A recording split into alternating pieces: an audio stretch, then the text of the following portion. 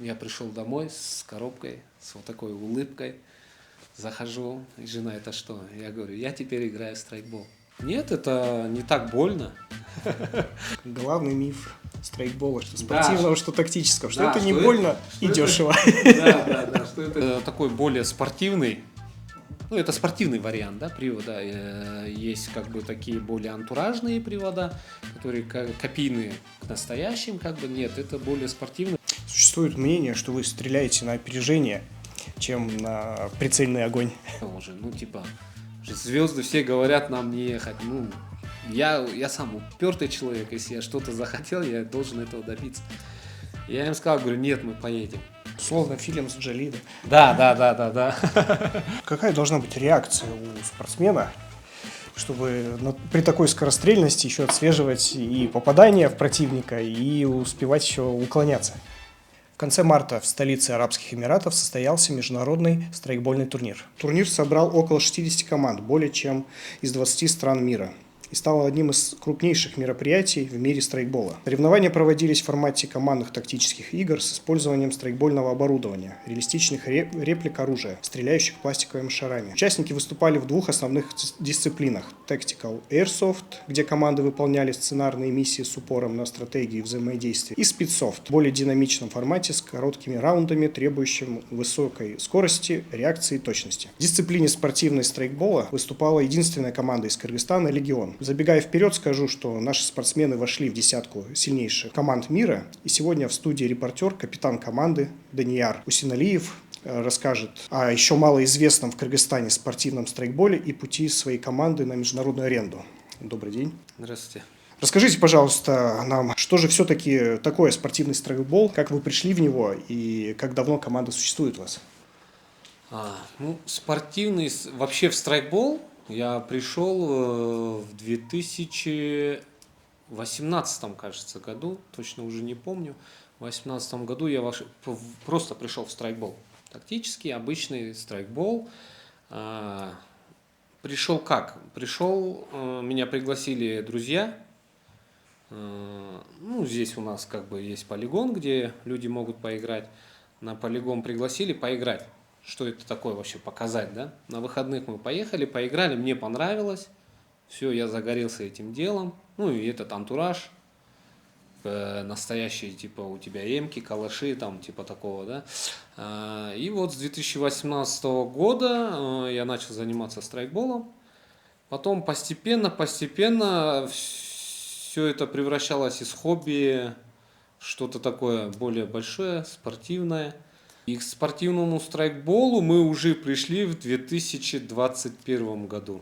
В 2021 году это все было сыро, как бы мы это все смотрели на YouTube, на европейские команды, на американские команды, это все как бы было все по YouTube, все это изучали. И первый наш как бы более-менее приближенный турнир, он проходил в 9.19, полигон для стрельбища, как бы, да, можно так его назвать. Первый турнир ближе приближенный к спидсофту проводили ребята с магазина Airsoft Pro. Мы вот тогда первый раз поучаствовали именно что-то более приближенного к спидсофту. И после этого заняли мы там, я не помню, то ли второе, то ли третье место. И вот оттуда пошел толчок к спидсофту.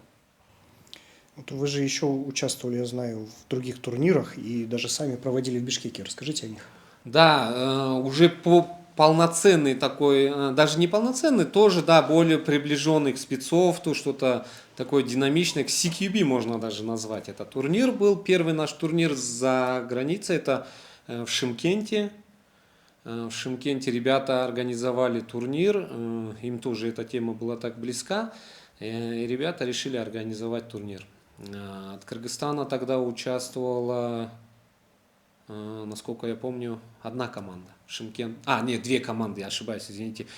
Две команды тогда участвовал Легион, мы и ребята, команда покемонов.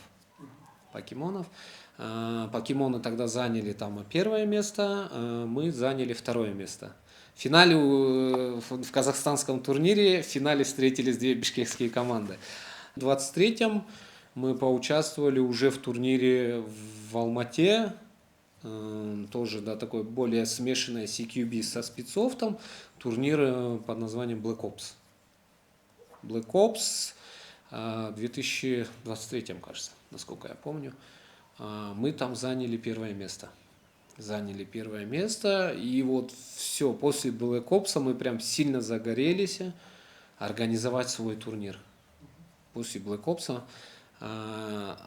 организовать для ребят вот именно по стандартам спидсофта, именно 5 на 5, чтобы снаряжение у ребят было более приближенное к спидсофту, да, мы организовали турнир Legion Cup. Организовали для местных команд, для зарубежных команд, также приглашали команды с России, с Казахстана, местные команды собрались, как бы. И вот провели, я считаю, очень для первого раза шикарный этот турнир. Если вы помните, Владимир, вы тоже там участвовали. Да, так что вам огромное спасибо, то, что вы нам помогали тогда. И вот, как бы мы начали развиваться, идти дальше, сообщество начало потихонечку расширяться в спидсофте. И планы, вообще у меня планы были как, я хотел завершить свою карьеру, если я попаду на чемпионат мира. Да, но тогда чемпионат мира проходил в Европе, это лига НСЛ, есть специальная лига НСЛ европейская, и каждый год у них, получается, насколько если я не ошибаюсь, в сентябре у них проходит чемпионат мира. В Голландии всегда проходил. И у меня была мечта попасть туда. Попасть на чемпионат мира НСЛ. И я ребятам всем в команде говорил, НСЛ это вот наша точка будет, да, как бы мы можем тогда уже все идти на покой, завершать карьеру. Но на НСЛ мы не смогли попасть в 2025 году, там что-то у нас не получилось, там как бы многие ребята не смогли поехать, да. Но в этом году, в 2026 году, мы попали на чемпионат мира в Абу-Даби, заняли 9 место среди 36 команд. Я считаю, это хороший результат для первого раза. С какими сложностями сталкивались? Может быть, транспортировка, оборудование? Сложностей было очень много. И первая наша сложность это было туда добраться. Потому что у нас первый раз, когда мы забронировали билеты, их отменили. Ну, в связи с ситуацией в мире, то, что там нестабильность была какая-то с Ираном или еще что-то, ну, подробности не будем даваться, но вот из-за этого у нас отменили рейс. Первый наш рейс, мы забронировали билеты за 2 месяца вперед. Да, у нас через Air Arabia мы вроде бронировали, и у нас отменили билеты. Все, настроение упало, прям все такие, да, был такой хороший настрой упал, мы не отчаивались, забронировали еще раз билеты, как бы, только как открылся, то, что билеты вот все продаются, авиасообщение было открыто, мы сразу забронировали новые билеты, и их снова отменили. Потом мы попробовали через другую, получается, авиакомпанию, забронировали, выкупили, и их тоже снова отменили. Это уже 3-я попытка. Да, это 3-я попытка, и тогда уже ребята сказали, все уже, уже звезды все говорят нам не ехать. Я сам упертый человек, если я что-то захотел, я должен этого добиться. Я им сказал, говорю, нет, мы поедем. Раз заговорили про привода ваши, может, как раз расскажете принцип действия, покажете, как они вообще... Да, вот. Это привод такой более спортивный. Это спортивный вариант, да, привода. Есть как бы такие более антуражные привода, которые копийные к настоящим, как бы нет, это более спортивные, потому что они должны быть легкие, должны быть удобные, потому что динамика спидсофта совсем другая, и он должен быть такой очень удобный. Здесь, получается, стоит система, воздушная система стоит, которая, это баллон, в котором находится воздух. Воздух пинает нозл, шар вылетает. Как бы, да. И почему система такая, ну, более приближенная к рукоятке, чтобы не было потери воздуха. Потому что в спортивном страйкболе очень важна скорострельность. Чем больше скорострельность, тем больше вероятности поразить противника. И из-за этого у нас надо прям, чтобы он был легенький, очень такой динамичный. И в основном сейчас модели выпускаются все из алюминия. Из алюминия. Ну и также идут трассерные насадки. Трассерные насадки, которые подсвечивают шары. Шары у нас идут специальные, чтобы трассерная насадка могла подсветить шар, и судьи увидели полет шара. Какая должна быть реакция у спортсмена, чтобы при такой скорострельности еще отслеживать и попадание в противника, и успевать еще уклоняться? Ну, реакция должна быть прям очень такая колоссальная, быстрая, да, я могу сказать. Ну, мы это тренируем все. Мы это все тренируем. Реакция должна быть прям очень-очень быстрым должен быть, потому что полет шара, пусть он даже не такой быстрый, 100 метров в секунду, но количество шаров само. Потому что расстояние спицов, площадка идет 30 на 20. Как бы полет шара в 30 метров, он летит очень быстро, 100 метров в секунду. При размерах полигона 30 на 20 он прилетает мгновенно просто. Существует мнение, что вы стреляете на опережение, чем на прицельный огонь. Да, есть такое. Есть еще такое, то что ребята подворачивают привода, чтобы шар залетал за укрытие. Это в правилах разрешено? Это разрешено. Да, это в правилах разрешено. Я даже сейчас вам покажу. То, что если ты стреляешь, получается, прямо, шар летит ровно. Ты доворачиваешь привод либо в эту сторону, если тебе надо, чтобы шар залетел с правой стороны, либо если тебе надо, чтобы шар залетел с левой стороны, ты подворачиваешь. Словно фильм с Джоли, да? Да. Что-то такое, да. Да, скажите, а были у вас какие-то специфические секреты, может быть, какие-то спецприемы свои личные или тактические решения, которые помогло вам обойти соперников? Ну, что-то такого сверхъестественного, либо там какая-то, может быть, что-то, ну, как это назвать, даже не знаю. Нет, мне кажется. Просто физическая подготовка, опыт. В основном решал опыт и физическая подготовка. Как часто вы тренируетесь? Перед подготовкой к турниру мы всегда начинаем с одного дня в неделю. Один раз в неделю, потом увеличим до 2, потом до 3. И потом уже просто как обычные тренировки до 3-4 раз в неделю тренируемся.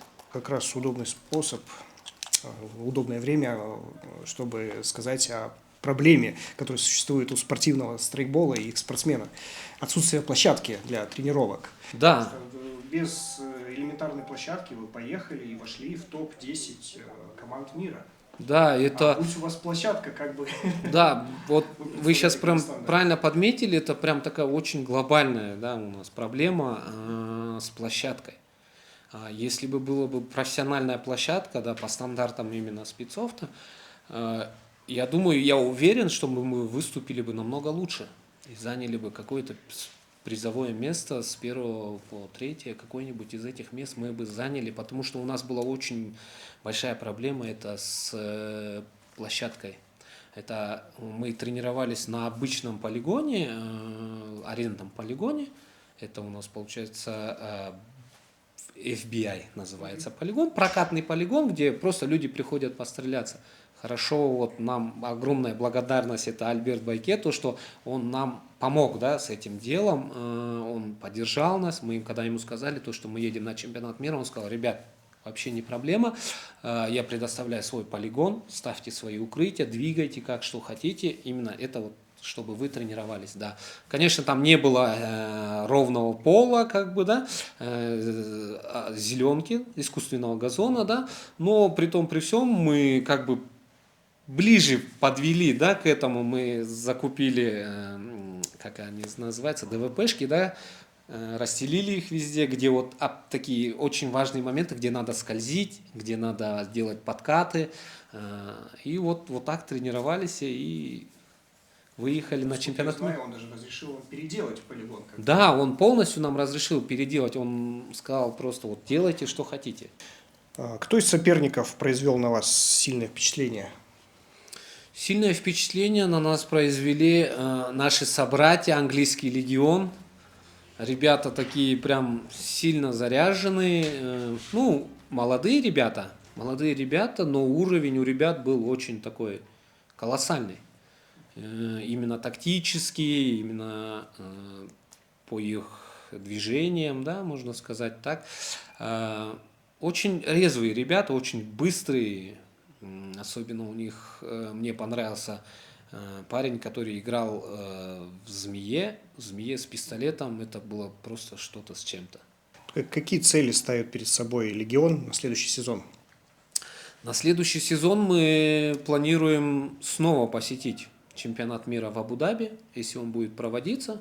Я уверен, что он будет проводиться, потому что как бы и им это очень все понравилось, зашло, организаторам и людям, то есть командам, которые участвовали там, всем все понравилось. И мы будем выступать на чемпионате мира. И я надеюсь, что мы уже выставим 2 состава от Кыргызстана, даже 3 состава.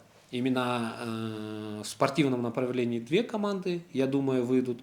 И в тактическом, потому что там еще проводился тактический страйкбол получается по тактике. И, мне честно было очень сильно обидно, когда не выехала команда с Кыргызстана по тактическому страйкболу, потому что у нас есть ребята, которые занимаются тактическим страйкболом и показывают хорошие результаты.